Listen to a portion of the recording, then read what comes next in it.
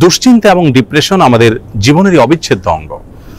যত নবী রাসূল পৃথিবীতে এসেছেন এবং আল্লাহর যত প্রিয় বান্দাগত হয়েছেন, তাদের প্রত্যেকেরই জীবনে কম বেশি দুশ্চিন্তা এসেছে।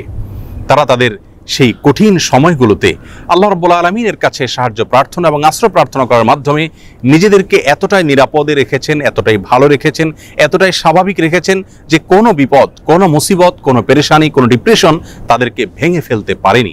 বরং বিপদেও তারা হেসেছেন এবং স্থির থেকেছেন মানসিকভাবে। আজ আমরা সেরকম কয়েকটি আমলের কথা বলবো, যে আমলগুলোর মাধ্যমে আমাদের বিপদ আপদ এবং মুসিবত আল্লাহ রাব্বুল আলামিন দূর করবেন, লাঘব করবেন এবং বিপদ আপদেও আমাদেরকে আল্লাহ রাব্বুল আলামিন মানসিকভাবে প্রশান্ত এবং স্থির রাখবেন। আর সেই আমলগুলোর মধ্যে থেকে সর্বপ্রথম এবং প্রধান যে আমলটির কথা বলবো তা হলো যিকরুল্লাহ বা আল্লাহর জিকির। আল্লাহর জিকির এর চাইতে কার্যকর কোনো ঔষধ আর নেই ডিপ্রেশন দূর করবার জন্য। কোরআনে কারীমে আল্লাহ তাআলা বলেছেন, আলা বিযিকরিল্লাহি তাতমাইন্নুল কুলুব। আল্লাহ তাআলার জিকির এর মাধ্যমে মানুষের অন্তরসমূহ প্রশান্ত হয়ে থাকে। অতএব আল্লাহ তাআলার স্মরণ অন্তরে রাখা, মুখে আল্লাহ তাআলার কথা বলা, আল্লাহর সঙ্গে একান্তে কথা বলা, এর মাধ্যমে ডিপ্রেশন দূর করা যায় সবচেয়ে সহজে। আল্লাহর জিকির বা যিকরুল্লাহর একটা বিশেষ পদ্ধতি হলো কোরআনে কারীমের তিলাওয়াত। কোরআনে কারীমের তিলাওয়াত যদি আপনি করেন অর্থ সহকারে বুঝে, দেখবেন মানসিকভাবে আল্লাহ রাব্বুল আলামিন অলৌকিকভাবে, বিস্ময়করভাবে আপনার মধ্যে প্রশান্তি সৃষ্টি করে দিবেন। যিকরুল্লাহ বা আল্লাহর জিকিরের আরেকটি বিশেষ পদ্ধতি হলো সকাল এবং সন্ধ্যায় প্রিয় নবী সাল্লাল্লাহু আলাইহি সাল্লাম অনেকগুলো জিকির এবং দোয়া আল্লাহর কাছে নিবেদন করতেন। সেগুলো যদি আমরা নিয়মিত করতে পারি তাহলে সেক্ষেত্রে যিকরুল্লাহ এর মাধ্যমে দুশ্চিন্তা এবং ডিপ্রেশন থেকে বাঁচার উপায় আমরা খুঁজে পাবো ইনশাআল্লাহ বিইذনিল্লাহ। দ্বিতীয় যে আমলটির মাধ্যমে দুশ্চিন্তা এবং পেরেশানি থেকে আমরা মুক্তি লাভ করতে পারি তা হলো প্রিয় নবী সাল্লাল্লাহু আলাইহি সাল্লামের সারা জীবনের একটি গুরুত্বপূর্ণ আমল এবং স্পেশাল জিকির, যে জিকির তিনি আল্লাহ তাআলার কাছে নিবেদন করতেন তার কঠিন সময়, যখন দেয়ালে পিঠ থেকে যেত ঠিক সেই সময়।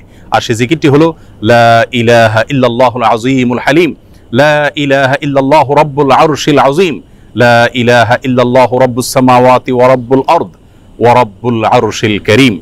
এই জিকিরের মাধ্যমে আল্লাহ রাব্বুল আলামিনের একত্ববাদের স্বীকৃতি, আল্লাহর মাহাত্ম্যের বর্ণনা করার মাধ্যমে আমরা দুশ্চিন্তা এবং পেরেশানি থেকে মুক্তি লাভ করতে পারবো ইনশাআল্লাহ বিইذনিল্লাহ। তৃতীয়ত যে আমলের মাধ্যমে আমাদের বিপদ আপদ এবং কঠিনতম সময়ে আল্লাহ তাআলার আশ্রয় প্রার্থনা করতে পারি, দুশ্চিন্তা থেকে মুক্তি লাভ করতে পারি, সে দোয়াটি প্রিয় নবী সাল্লাল্লাহু আলাইহি সাল্লাম সারা জীবন নিয়মিত পাঠ করতেন। আনাস রাদিয়াল্লাহু তাআলা আনহু তার 10 বছরের সেবক ছিলেন। তিনি বলেছেন, আমি নবী আলাইহিস সালামকে দেখেছি এই দোয়া সবসময় তিনি পাঠ করতেন এবং আল্লাহ তাআলার কাছে দুশ্চিন্তা এবং পেরেশানিতে আশ্রয় প্রার্থনা করতেন। আর সে দোয়াটি হলো আল্লাহুম্মা ইন্নী আউযু বিকা মিনাল হাম্মি ওয়াল হাযান ওয়াল আজজি ওয়াল কাসাল ওয়াল বুখলি ওয়াল জুবন ওয়া দালা'আদ দাইনি ওয়া গালাবাতির রিজাল। দোয়াটির অর্থ হলো আল্লাহুম্মা ইন্নী আউযু বিকা মিনাল হাম্মি ওয়াল হাযান, আল্লাহ আপনার কাছে আমি আশ্রয় প্রার্থনা করি, মুক্তি চাই পেরেশানি, দুশ্চিন্তা এবং ডিপ্রেশন থেকে, এবং ওয়াল আজজি ওয়াল কাসাল, অক্ষমতা এবং অলসতা থেকে এবং কৃপণতা থেকে, ভীরুতা থেকে আপনার কাছে আমি আশ্রয় প্রার্থনা করি, ঋণের যে চাপ প্রেশার আছে সেটি থেকে, এবং মানুষ আমার উপরে যেন চড়াও না হয় সে বিষয়ে আপনার আশ্রয় প্রার্থনা করি। চতুর্থত যে আমলের মাধ্যমে আমরা দুশ্চিন্তা, পেরেশানি এবং জীবনের কঠিন সময় আল্লাহ রাব্বুল আলামিনের স্পেশাল সাহায্য পেতে পারি তা হলো সালাত। সালাত হলো আল্লাহর সঙ্গে সংযোগ স্থাপনের সবচাইতে সহজ মাধ্যম। প্রিয় নবী সাল্লাল্লাহু আলাইহি সাল্লাম বলেছেন, সহিহ মুসলিমে বর্ণিত হয়েছে, আকরাবু মা ইয়াকুনুল আবদু মির রাব্বিহি ওয়া হুয়া সাজিদ, বান্দা যখন সিজদায় চলে যায় তখন আল্লাহর সবচাইতে নিকটতম অবস্থানে সে চলে যায়, আল্লাহর সবচেয়ে কাছাকাছি যেতে পারে। এজন্য প্রিয় নবী সাল্লাল্লাহু আলাইহি সাল্লামের সারা জীবনের অভ্যাস ছিল, সূরা আবু দাউদে বর্ণিত হয়েছে, কানা ইযা হাযাবাহু আমরুন ফাযাআ ইলা সালাহ। প্রিয় নবী সাল্লাল্লাহু আলাইহি সাল্লামের জীবনে যখনই কোনো সমস্যা দেখা দিত তিনি সালাত আরম্ভ করতেন। এজন্য দুশ্চিন্তা থেকে মুক্তির জন্য সালাত এটি অতুলনীয় আমল, এর সঙ্গে অন্য কোনোটির কোনো তুলনা চলে না। আমরা যখনই কোনো বিপদ দেখা দিবে, কোনো পেরেশানিতে আমরা ভেঙে পড়ার উপক্রম হব, তখনই সাথে সাথে ওযু করে আমরা যদি নিষিদ্ধ সময় না হয় 2 রাকাত সালাতে দাঁড়িয়ে যাব, দীর্ঘ কেরাতে, দীর্ঘ রুকুতে, দীর্ঘ সেজদায় ধীর স্থিরতার সাথে 2 রাকাত সালাত আদায় করে আল্লাহর কাছে হাত তুলে আমরা চোখের পানি ফেলে দিব। সালাতের মধ্যে দুশ্চিন্তা এবং বিপদ থেকে মুক্তি লাভের জন্য যে সালাতটি সবচেয়ে বেশি কার্যকর এবং আমার জীবনে বারবার আমি পরীক্ষা করে দেখেছি যে এর মাধ্যমে আল্লাহ রাব্বুল আলামিন অলৌকিকভাবে, বিস্ময়করভাবে দুশ্চিন্তা থেকে মুক্তি দান করে থাকেন, তা হলো তাহাজ্জুদের সালাত। ভোর রাতে যখন আপনি সবাই ঘুমিয়ে থাকবে তখন উঠে 2 রাকাত সালাতে দাঁড়িয়ে যাবেন ওযু করে এবং দীর্ঘ সময় নিয়ে ধীরস্থিরতার সাথে কায়মন বাক্যে আল্লাহ তাআলার কাছে সালাত নিবেদন করবেন। সালাতের পরে যখন 2 হাত তুলে আপনি প্রার্থনা করবেন, ঝরঝর করে চোখের পানি আপনার চলে আসবে, আল্লাহর সঙ্গে একান্তে কথা বলবেন, আপনি নির্ভর ফিল করবেন, দুশ্চিন্তা থেকে মুক্তি লাভ করবেন ইনশাআল্লাহ বিইذনিল্লাহ। অতএব দুশ্চিন্তা থেকে মুক্তি লাভের জন্য এই সালাতের আমলটিকে সবচেয়ে বেশি গুরুত্বের সাথে আমাদের করার চেষ্টা করতে হবে। 5 নম্বর যে আমলটির মাধ্যমে আমরা বিপদ আপদ এবং কঠিন সময় আল্লাহ তাআলা আশ্রয় প্রার্থনা করতে পারি তা হলো ইস্তেগফার।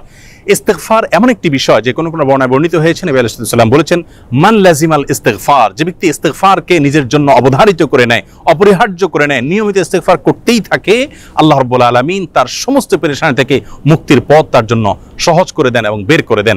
এবং কোরআনে কারীমে আল্লাহ তাআলা বলেছেন, ওয়া মা কানা আল্লাহু মুআযযিবাহুম ওয়া হুম ইস্তাগফিরুন, যেই মানুষেরা ইস্তেগফারের মধ্যে রত থাকে আল্লাহর আযাব তাদের প্রতি আসে না। এজন্য দুশ্চিন্তা, বিপদ আপদ, পেরেশানি, টেনশন, যে কোনো কঠিন সময়ে আমরা বেশি থেকে বেশি ইস্তেগফার করব। এটিও আমার ব্যক্তিগত জীবনে বারবার আমি আমল করে দেখেছি যে কঠিনতম সময়ে আল্লাহ তাআলা অলৌকিকভাবে সাহায্য করেন। 6 নম্বর আমল হলো নবী করিম সাল্লাল্লাহু আলাইহি ওয়াসাল্লামের প্রতি দুরূদ প্রেরণ করা। দুরূদের আমলটির মাধ্যমে আল্লাহ রাব্বুল আলামিন মানুষের অন্তরকে প্রশান্ত করে থাকেন, স্থির করে থাকেন, অন্তরের পেরেশানি দূর করে থাকেন, বিপদ আপদ এবং মুসিবত থেকে আল্লাহ তাআলা মুক্তি দান করে থাকেন। 7 নম্বর এবং সর্বশেষ যে আমলটি কথা বলবো তা হলো সাদাকা, দান সাদকা।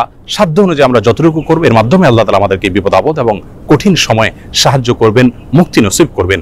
সর্বশেষ যে কথাটি বলতে চাই প্রিয় দর্শক, বিপদ আপদ এবং মুসিবত আল্লাহ তাআলা কখনো কখনো বান্দাকে দিয়ে থাকেন বান্দার কল্যাণে, যার বিনিময়ে আল্লাহ রাব্বুল আলামিন জান্নাত দিবেন। দুনিয়াতে যদি সারা জীবন আমরা কষ্ট করি, বিপদে থাকি, মুসিবতে থাকি, আর এর বিপরীতে যদি চিরকালের জন্য, অনন্ত অসীম কালের জন্য জান্নাত আমার হয়ে যায়, তাহলে এটা কিন্তু আমার লাভজনক বিনিয়োগ হলো। এটি আমার জন্য কোনো লস বা ক্ষতিকর কোনো কিছু নয়। এজন্য দুশ্চিন্তা বা পেরেশানি যদি কোনো কারণে দূর না হয়, নিশ্চিতভাবে একজন ঈমানদার মনে রাখবেন যে তার মাধ্যমে আল্লাহ রাব্বুল আলামিন তাকে মহা কল্যাণের পথে নিয়ে যাচ্ছেন। আল্লাহ রাব্বুল আলামিন কঠিন সময়গুলোতে আম্বিয়া আলাইহিস সালাতু ওয়াস সালামের মতো সবরে জামিল বা উত্তমভাবে সবর তথা ধৈর্য ধারণ করার তৌফিক নসিব করুন। সকল বিপদ আপদ, সকল দুশ্চিন্তা এবং পেরেশানি থেকে আমাদের সকলকে মুক্তি নসিব করুন। আসসালামু আলাইকুম ওয়া রাহমাতুল্লাহি ওয়া বারাকাতুহু।